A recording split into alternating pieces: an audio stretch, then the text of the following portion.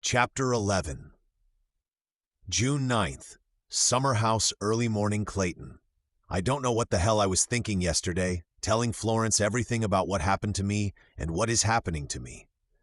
At first, when she woke me up, I was going to tell her that I am just fine, that it was just a bad dream and not to worry, and send her on her merry way. But when I opened my mouth, something inside me just burst. It's like the water dam in my heart couldn't take any more water, so it just all came out. When I saw her throughout the day, she didn't bring up anything about what I had revealed to her last night. And as far as I know, she didn't tell anyone else about our conversation, because if she had, my father would have had a lot to say, and he doesn't mince words when he's ready to speak. He just says what he thinks. Today was much like yesterday. Meaningless chatter, stupid juvenile games, and petty personal competition between guests. Now I'm sitting up in bed after another horrible dream. I know sleep is futile now, so I decide to go to the kitchen, which Florence and I share while we're here. Not for the first time. I wonder what her life is like now, if she's seeing anyone or if she's happy. I've been wondering fleetingly all day what secret she has to hide.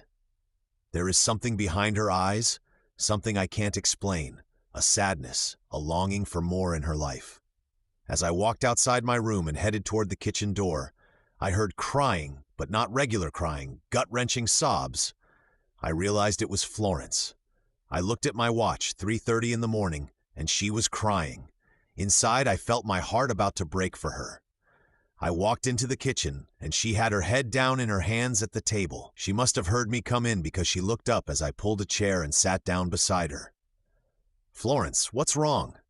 "I got nothing." She sniffed. "Something must be wrong for you to be crying like this. I've known you all my life, and you are the toughest person I've ever known. I've seen you in every possible situation, and I've never seen you cry like this. What's going on?" By this time, her sobs turned to quiet crying.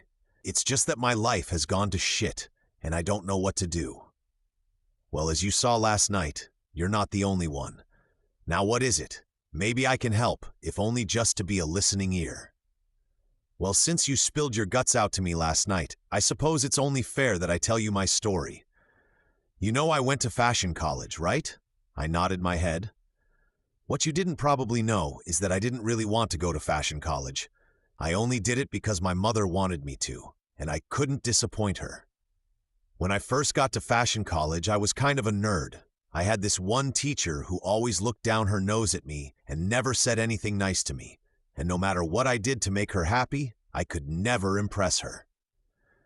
Until my first exam, where we were supposed to design a piece and an advertisement to go along with that piece. I put my all into this assignment, determined to make a good impression on those teachers who hated me. While other students had drawings of their pieces and little signs for advertisement, I actually made my piece for real and hired one of the girls from my class to be a model for me. I got my mom's friend to shoot a commercial advertising my project. All my hard work finally paid off, and I got an A+. After that, the teacher really began to like me and gave me assignments that were way past a first-year student's level. The other girls at school began to hate me. I swear, Clayton, you would have thought I was in high school and not in university, where you're supposed to be mature, not petty and jealous. So basically what happened was I stayed in my room, did my homework, and went to class for the rest of fashion school. When I graduated fashion school, I got an interview at Flavor. When I went in for the interview, I remember there was a long table with 3 stone-like faces staring back at me. I was terrified. Here I was, 21 years old, my first job interview ever. I was shaking in my shoes the whole time, and honestly I thought, there's no way I'm getting this job. Not one of them gave me a smile or a look of warmth throughout the whole interview. I thought for sure that I would never be invited back to Flavor magazine again. But 2 weeks later, to my astonishment, they called me to say I got the job. When I first started working there, I was like a fish out of water, but pretty soon I got the hang of it and started making friends. I was the coffee and photocopy girl, also known as the third administrative assistant. I would get coffee, run errands, and basically do everything that nobody else wanted to do around the office. But I never complained. Not at all. I knew that if I could do this well, they would give me more and more responsibility at the magazine. So I worked my ass off, and I finally got my chance. The chance I'd been waiting for. Parker Houston, hot up-and-coming fashion designer, wanted to be featured in Flavor. He thought it would improve sales of his clothing line. Usually people don't contact the magazine sources them out and asks for an interview. But he had read our magazine and liked what he saw, so he called up and requested a story on him. I was scheduled to go with the reporter who was known for being the best in the business. But in reality, on this interview at least, the reporter was sloppy and asked stupid questions. Like if Mr. Houston was gay, and if so, how many partners had he been with? And the list went on and on. The interview was a flop. If Flavor didn't find a way to fix it, they'd be done for. Sherry, the editor, was pulling her hair out, trying to figure out a way to salvage Flavor's reputation. She fired the person who did the interview, but the problem still remained. They had a piece to put out, and what they had to work with was complete garbage. So we were sitting in the meeting trying to figure out what to do, when I remembered that I had taken notes of questions I would have asked if I was doing the interview. I raised my hand like when I was in 5th grade and said I could do a telephone interview with him if she would let me. I had a list of questions that were much better than the ones he was asked before. I thought that this would be exactly what Mr. Houston would be looking for. Everybody looked at me, the lowest girl on the totem pole, and were in shock, as if I could do a major interview with one of the hottest up-and-coming fashion designers. But running out of options, Sherry reluctantly agreed. I called Mr. Houston myself and begged him for another interview. He hung up on me the first few days I tried, but I was relentless. I knew this was my big shot, and if I messed this up, I would be fired and not hired anywhere else in the fashion industry. After a phone call every day for about a week, Mr. Houston reluctantly agreed to a telephone interview. The article was a complete success, and Mr. Houston said that my questions were thought-provoking and insightful. From that day on, I started climbing the fashion ranks, gaining more and more responsibility, until finally I was all set to become editor of Flavor magazine. Sherry would be leaving because of a family medical emergency, and she needed someone to take her place. I was the most logical choice. By this time, I had been working at Flavor for about 4 years, and I was qualified to do every job at the magazine. I was creative and following fashion trends and knew what would work and what would not work. Everyone in the office knew it was just a matter of time that I would get the promotion. A few months before the promotion was scheduled to be announced, Rachel Density joined the team. She was smart, she was driven, and an absolute pleasure to work with. We became fast friends, sharing coffee together, going out for lunches, so on and so forth.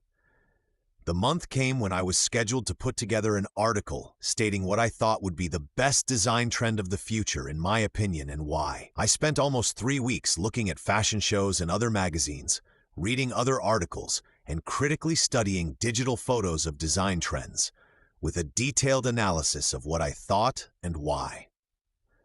Now, people around the office warned me about Rachel, said they heard she was a manipulator and would only be out for herself and that I shouldn't trust anything she did or said, but I just shrugged it off. And to that point, Rachel had been nothing but honest and forthcoming. Still, something inside me told me not to show her my article, but I did, and then I left. When I got home, I looked in my bedroom for my article. It turned out I had left my stick in Rachel's house. Luckily, I had saved my article on the hard drive of my computer in case the disk got lost or something like this happened. So I went to sleep, not worrying about anything and knowing that the promotion was as good as mine. The next day, I was called into the office by Sherry. By the look on her face, I could tell that something was dreadfully wrong. "Sit down, Florence," she said. "You've been working for me for the last 4 years and have done some excellent work for me. But this morning, Rachel shared some disturbing news." She slid the article over to me. "Can you explain this?" I opened the folder. It was my article with Rachel's name on it. "I'm telling you, Clayton, I've never felt so stunned, so betrayed, so angry, and so hurt in my life. Growing up, I never made friends easily. I was popular, as you know, both at school and at the summer house, but all those people were just using me for what they could get from me. Once they got what they wanted, they left me. And in college, it was even worse. It got to the point that I didn't talk to anyone at all until I graduated. Rachel was my first real friend. I shared things with her that I wouldn't share with another soul, and she really got me. At least I thought she did. As I said before, people warned me, but I didn't listen. I insisted that Rachel was my friend and that she would never do anything to hurt me. But sitting on Sherry's desk was the proof that I was wrong. Everything I thought about Rachel was wrong. All I could see was red. A lump rose up in my throat. It took everything for me to swallow it back down. When I think of all the nights I stayed up with Rachel, all the times I comforted her when she thought she was going to fail, all the times I just stuck my neck out for that backstabbing little bitch. Sherry took a deep breath. "I have to ask you," she said, "did you steal that article from Rachel?" "No, she stole that from me. I swear, Sherry, I spent weeks on that article. I would never do something like that to a friend. You've got to believe me. That article is mine."